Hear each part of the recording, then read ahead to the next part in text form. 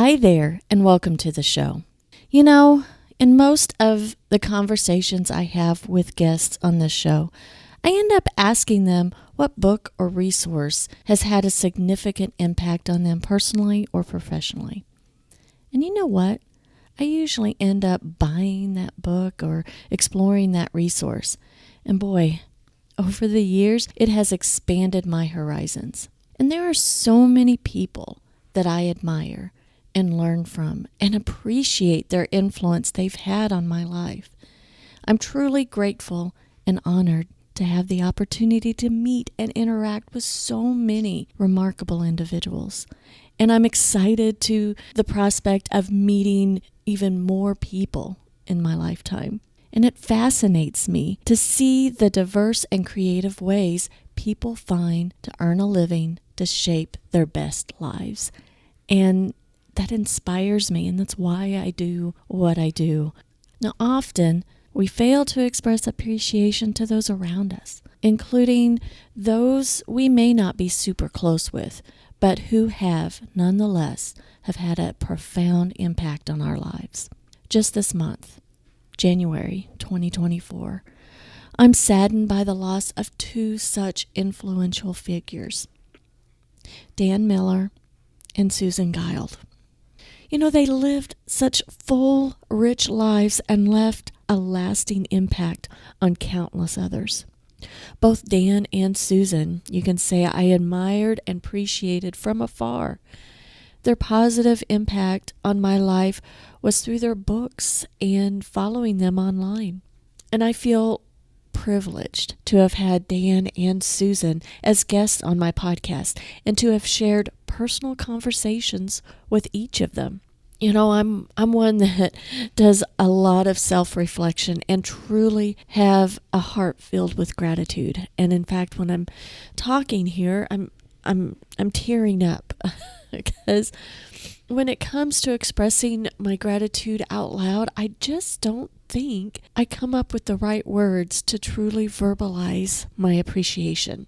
All I can say is, Dan, Susan, your absence will be deeply felt, and I thank you for enriching my life. This week, I wanted to take a moment to honor each of them by replaying their episodes because they're important lessons and their open and positive attitudes, and how they embraced life, it continues to inspire. So today, you're going to hear my conversation with Dan Miller, and tomorrow, you'll hear my conversation with Susan Guilde. Dan's guest appearance originally aired on June 22nd, 2022. He's the author of 48 Days to the Work You Love. And I had come across knowing about the book probably through listening to another podcast somewhere, and he was being interviewed. And I got the book, I read it, and started listening to his podcast and following him. I learned such things from him that there's no ceiling as to what can be accomplished. And we can design any kind of business we want. And I also learned that beyond obstacles, we need to believe that there's something better on the other side. And he often says, what does this make possible? What does this event, even though it's a setback or what have you, something that we didn't expect, what does this make possible? He said that the right mindset, the right idea, the right network, anything's possible. I was thrilled when I went to an event way back in early 2022 and met him face to face. I honestly was starstruck at that little dinner party that I was at, and I'm sure I stumbled over my words because I often do when I was talking with him. But at that dinner party, he so graciously accepted my invitation to be a guest on this show. So I'm super proud and honored to share this conversation again. So let's hop right into it. It is such an honor to have you here on the show today. I have been looking forward to this conversation for quite some time. Well, thank you. I never get tired of talking about the opportunities we have for fulfilling work today. I've been a big fan of yours, Dan, for many years. I've followed you and your podcast. I have your book, 48 Days to the Work You Love, and I actually discovered it a few years after I started my business. You've really been an inspiration and a help to me for many years, and I want to thank you for that. Well, I'm honored by your comments. You've been an entrepreneur all your life. I have. I have never had the experience of getting a paycheck on Friday or having benefits or a 401k or retirement program. I missed all of that somehow. Well, I find that so fascinating because that's not what my path was. I had a 20-year career having a paycheck every 2 weeks. Then I wanted to be an entrepreneur. There's like a little bit different mindset, isn't there? There really is. It requires some different characteristics to be a successful entrepreneur as compared to being an employee. Nothing wrong about either one. It's not good or bad, right or wrong. It's just different. When you're an entrepreneur, you need to be disciplined. You need to recognize that you're responsible for whatever happens. There's no pointing fingers, blaming. It's you at the end of the day. So that has its downsides in that it is you. There's not a lot of other people to depend on. But the upside is it is you. That's the other side, because then there's also no ceiling. And I'm one who would always choose an opportunity with no guarantee, but no ceiling, as opposed to a lot of people do. They just choose. They're more comfortable having the anticipated security, although that's often an illusion, of a paycheck every Friday. And they prefer that model over the uncertainty of being an entrepreneur. I'll take the roller coaster, the uncertainty, all of that, because I've discovered that beautiful thing that there's no ceiling to what can be accomplished as well. I've been in business now for 10 years. This is my 10-year anniversary. And before that, I had no idea what opportunities there were. And I'm fascinated about how many different ways people earn an income. Do you have any examples of some interesting ways? Because you work with entrepreneurs all the time and you have a lot of ideas that you pick out opportunities. You see things that not everybody does. I think it is that there's a neurological phenomenon called reticular activator. And it works like this, Gayla. If I buy my wife a red Volvo sedan this afternoon, tomorrow we're going to be driving around where we live here and see 5 red Volvo sedans. And I'm thinking, did everybody go yesterday and buy a red Volvo? No, they were there all the time. It just wasn't on my radar. There are a lot of things we don't notice. And when you're an entrepreneur, you have your antenna up for ideas. So I see ideas everywhere. I just got off a phone call with a friend of mine. We're exploring a new idea and my head's about to explode because it's like right under our nose, but we never framed it as being an opportunity like that before. When I was a little kid, when I was 6 years old, I saw an ad in the back of one of these magazines that you used to be able to pick up at the grocery store about opportunities. And so I sent in to sell Christmas cards. Now we were on a farm. I mean, our nearest neighbors are like a mile away. So it wasn't like just in the suburbs, every door's 30 feet away. No, I had to pedal my little bike a long way, but I sold Christmas cards door to door in Ohio winter and had the thrill of having people give me money in advance. Then I ordered the cards. And then I noticed neighbors that had dirty cars. And so I put together a little business washing their cars. And then I saw that there was leftover sweet corn in our garden after my mom was finished canning and freezing. And I thought, wow, we're going to feed that to the cows. I know people would love that corn as I do. So I'd get up real early in the morning and pick that corn, put it in the little trailer that we had behind our one little farm tractor and drive the 2 miles up to a paved road and put up a little sign, 30 cents a dozen. But I just have always seen opportunities like that, no matter where I am or what stage of life I'm in. And a few years ago, I'd always been involved in masterminds, followed people like Benjamin Franklin, who had the Hunter Group, and others who put people of like mind and business people together.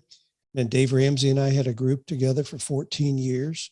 And so I decided I want to see if I can do this more as a part of my business. And so I put together a group of people where they pay to come together.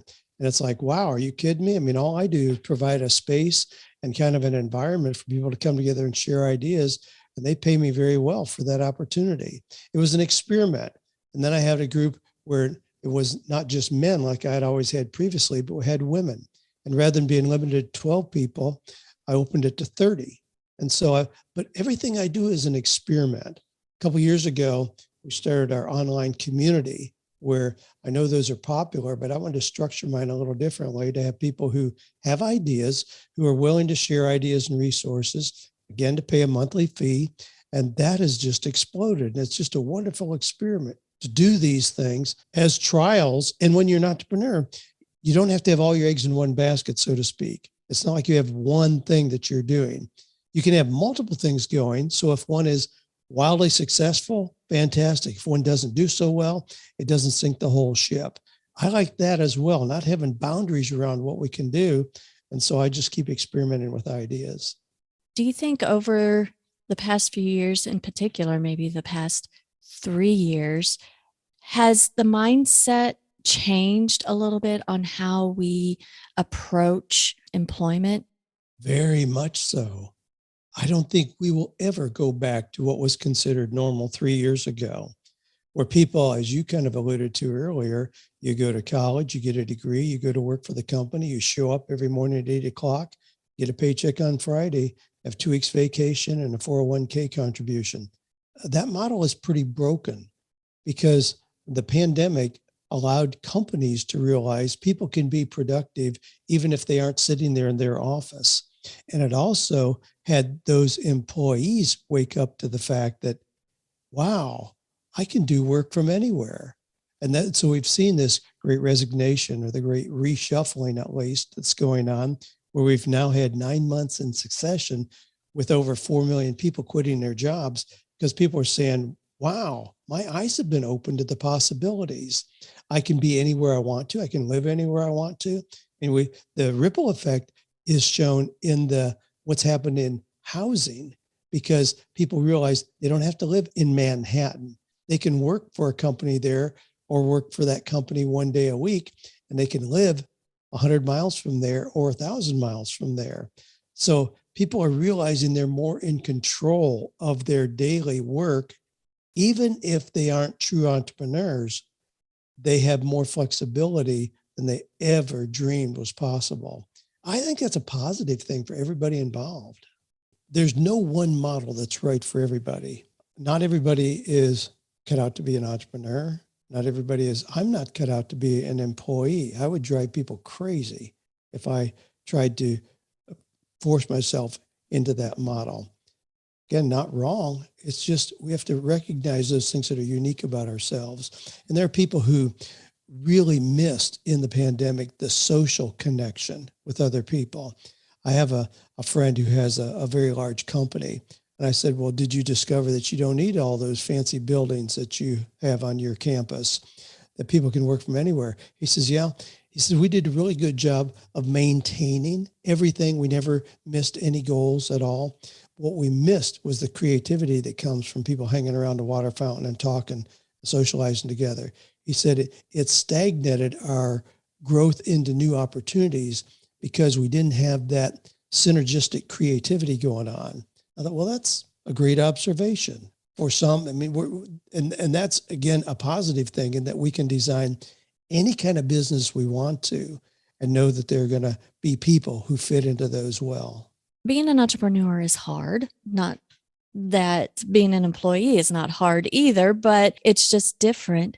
I'm sure with all of your experience, you've had some highs and you've had some lows, and you still keep going. For those of us that are maybe a little apprehensive at the idea of, I've never been an entrepreneur before, because what if I fail? Would you like to share some of the maybe the biggest high that you've had so far being an entrepreneur? You know, part of it, I have to kind of think to put myself into your question because I don't consider anything else. I have never considered the possibility of going to work for somebody else because, and I certainly don't want to paint the picture that I'm hard to get along with. I hope that I am not. I benefit greatly. When I say entrepreneur, I'm not by any stretch of the imagination implying that I do everything on my own. I am very dependent on the efforts of other people whose skills complement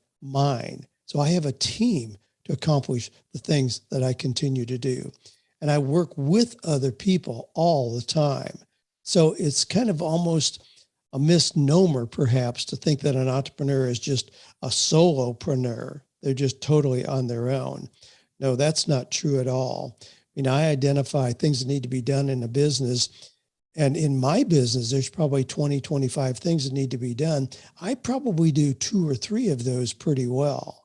So I want the efforts of other people around me, but I love the idea that we don't have a bureaucratic system in my company where we have to have meetings twice a week for 6 months to make a decision. We can make a decision today about something we discovered.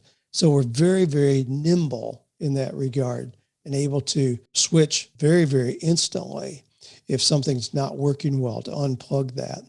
But having total freedom to then experiment with new things. What would this look like? Gee, that didn't work. So what does this make possible? But a lot of it is mindset. I mean, I tell people that to be super successful, you need to have the right mindset, the right idea, and the right network. So those are things I take very, very seriously.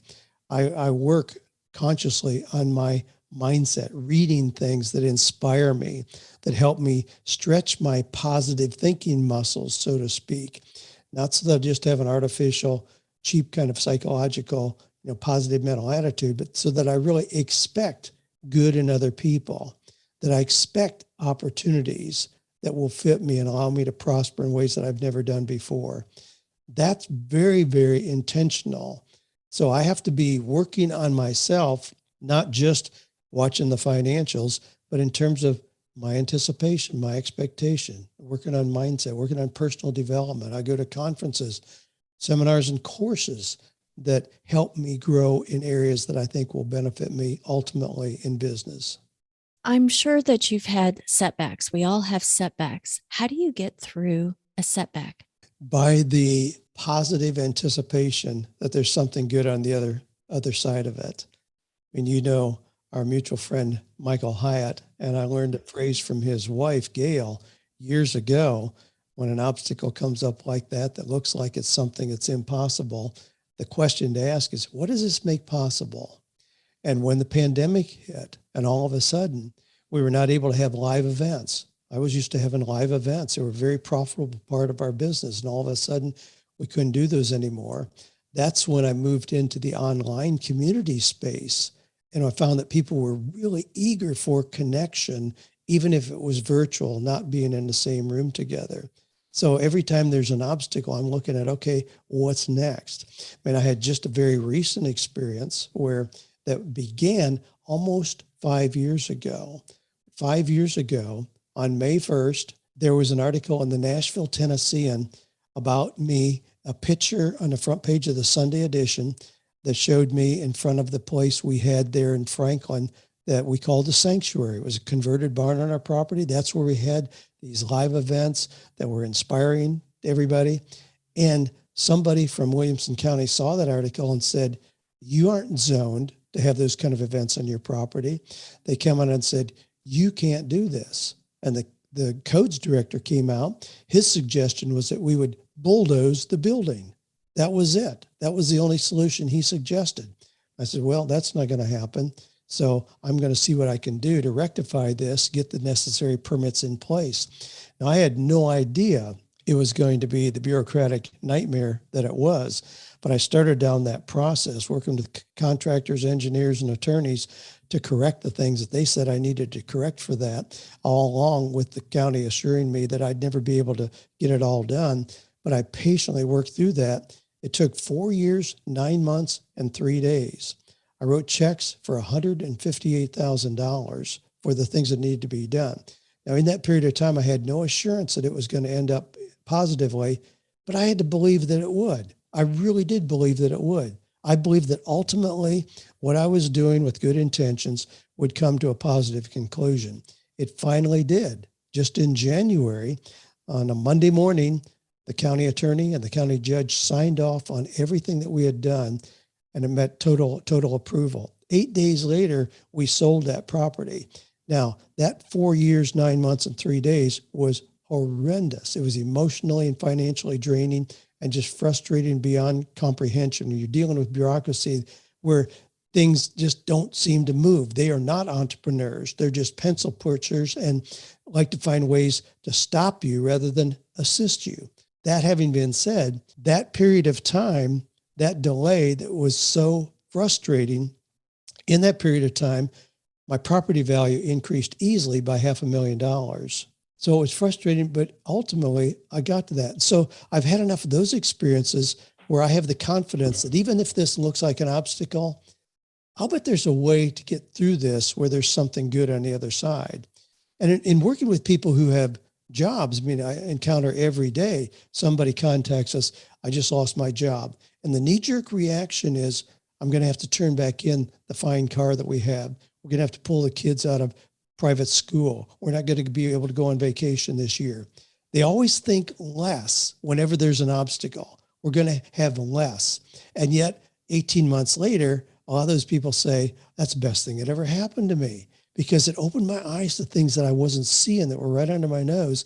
And I'm in a way better position now in terms of what I'm doing, how I'm rewarded financially for this, the peace in our home. I mean, all those things. So my history helps me see beyond those obstacles in believing there's something on the other side. And I have lots of stories like that where it ultimately ended up pretty good. What got you started in this niche, the 48 days niche? Yeah, that's interesting. As an entrepreneur, it actually snuck up on me in a way that I wasn't anticipating. Being an entrepreneur, I mean, I always have plenty of opportunities. So I was doing fine. You know, I'm a sales guy, can always land on my feet. But 20 years ago, well, now more than that, when that book came out, I was asked to teach a Sunday school class at our church there in Nashville, Tennessee. And I said, okay, on career life transitions is what we called it. Just these inevitable changes that people go through. I have my master's degree in clinical psychology, and I did my doctoral work at Oxford. So I have some experience in helping people with that. Although I never tied my education to a career. My education was simply for personal growth and development. I did at various stages of my life. But anyway, with that background, church asked me to do that. I said, sure. And what I anticipated coming to that class would be the 18-year-old trying to decide what to major in college, or the 23-year-old who was out of college and kind of disillusioned at what happened, in that he wasn't in a $100,000 a year job with a Mercedes in a driveway and a white picket fence. But what I didn't anticipate were the dentists, the doctors, the engineers, the accountants, the attorneys, the pastors who were showing up in that class. I'm like, what are you guys doing here? Like, well, we're doing okay. Everybody would see us as very successful. I don't think this is it. I think there's something more. It was that sweet spot that opened the door for what I do today, helping people, even though they had proven the ability to do well and to succeed in a given career, they're looking for something deeper, really defining, how has God uniquely gifted me? How can I take that and turn it into something that's meaningful, purposeful, and profitable on Monday morning? That's where I've been parked. That's where the 40 days material originated. And it was a surprise to me because I was just teaching Sunday school class, just doing community service in essence, or ministry. And yet people started asking for material. I didn't have anything. And they kept asking me.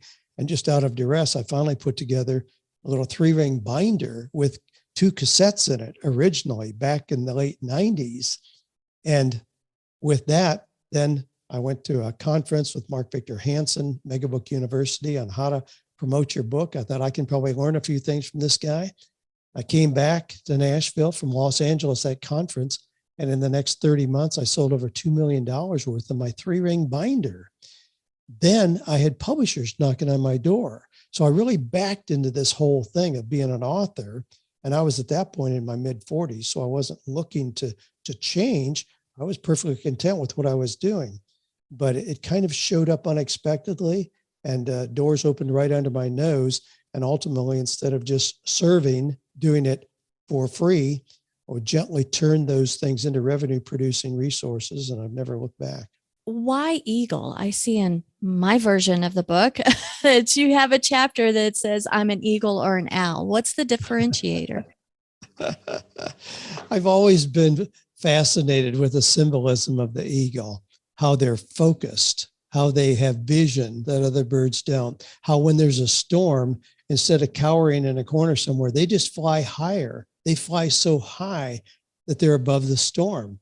And the same way with detractors, crows and others, they just fly so high that the others can't keep up with them. There's so many things about the eagle that I admire. So we use them a lot as symbolism, and we want these people to be able to fly high, to fly above the storms, to be able to go alone if they need to, without needing a lot of hand holding.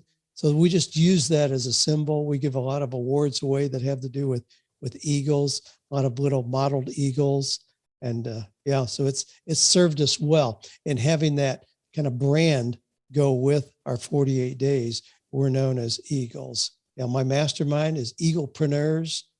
We have the Eagles Innovation Group, which is where people have done quite well. And we allow them to come in as investor members in the Eagles Innovation Group. And then we as a group look for businesses that we can invest in. That's a fairly new branch of what we're doing. It's been really exciting. Wow, that sounds very innovative. So look that is for really cool. So we have people who have come up through the ranks. They're doing very well. They invest.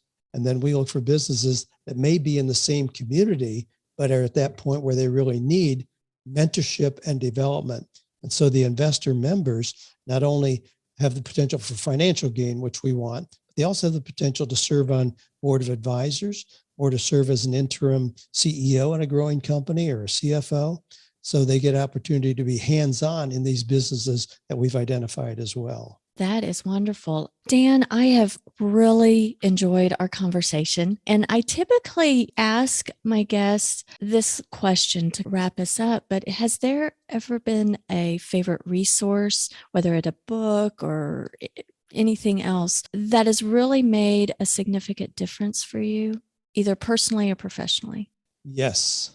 That's easy to answer because there have been so many significant things. When I was about 13 years old as a farm kid, I somehow got a hold of the little audio recording, The Strangest Secret by Earl Nightingale. Now, when I got it, it was a 33 and a third RPM. So it was a little vinyl, like a 45, but it had a small hole. So this goes way back.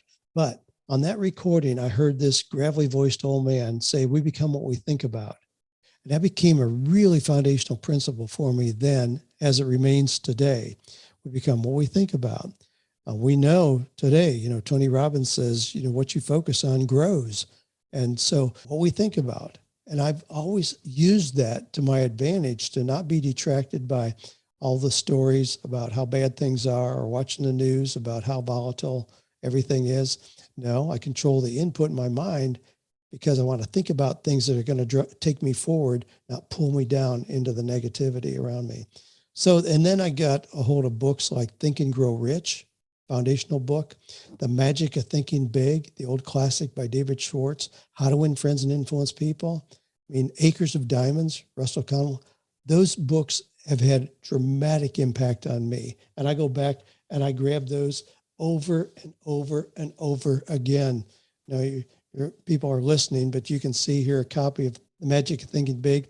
It's dog-eared, it's tagged up, the pages are yellow, but I keep it handy. I refer to it a lot. Zig Ziglar, See You at the Top. I had initially a lot of virtual mentors via their books or cassette programs back in the day. And then over time, because I really wanted to keep pursuing that path, I had the privilege of meeting a lot of those people and to have personal encounters with them. Those are the things that have pulled me forward and continue to do so. It doesn't have to be brand new. I mean, I'm a voracious reader. I love reading books and read everything new that people recommend that comes down the pike. But there's no lack of wealth of wisdom in the old classics as well. Success principles are not time sensitive. They don't have to have been discovered last week. 3 secrets never before revealed. Probably not. It's there somewhere, probably in the Bible. So I just keep looking for those sources of wisdom that help me have a positive, pure, clean, wholesome, optimistic outlook. And those have had big impact on me. We were raised very poor. We didn't have radio or TV, but I had access to books. Books have been the window to a bigger world for me since I was a little kid. So how did you get a hold of that 33 album? I wish from the I library could or? recall the details of that. No, I owned it. I actually I would hide it under my bed because that way of thinking was really not Right. in my household. My dad was a very conservative pastor as well as being a farmer, a poor farmer. But the idea of thinking big or think and grow rich, are you kidding me? Being rich is you put you right in the devil's hands probably. So that was not welcome theology, but I was drawn to that. I don't know. I really can't put the pieces together how I actually got my hands on that. But it made a significant difference early on. It set your trajectory for sure. Yep. That is awesome. Thank you for listening. Like I said at the beginning, I just don't think I come up with the right words to truly verbalize my appreciation. But I guess what sums things up is a simple thank you. Tomorrow, please tune in to listen to my conversation with Susan Guild, another beautifully positive person that lived such a full, rich life and left a lasting impact on countless others. I'll see you tomorrow.